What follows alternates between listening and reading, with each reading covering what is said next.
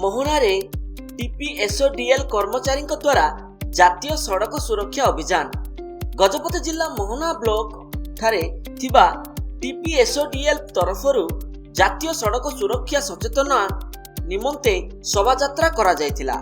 स्थानीय टीपीएसओडीएल कार्यालय ठारू कर्मचारी माने सड़क सुरक्षा वार्ता फ्लैकार्ड धरी ग्राम परिक्रमा करथिले। जनवरी 15 रु फेब्रुआरी 14 तारिख पर्यंत सड़क सुरक्षा मास भावे पालन करा जाउछि। एही अभियान रो मुख्य उद्देश्य सड़क दुर्घटना कमाइबा अटे। दिनकु दिन मोहना अंचल रे सड़क दुर्घटना वृद्धि पाइबा सह बहु लोक मृताहत होउछंती, जो द्वारा कि सड़क दुर्घटना रे शिकार हेउथिबा व्यक्तिंक परिवार अवस्था शोचनीय होई पडुछि।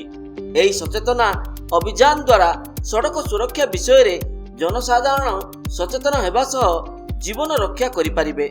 एही शोभायात्रा रे विभिन्न स्लोगान लेखा थिबा फ्लैकार्ड धरी विद्युत विभाग निर्वाही जंत्री और कर्मचारी माने शामिल होइथिले। गजपति जिला मोहना ब्लॉक रु Soni Behera report, Lux news.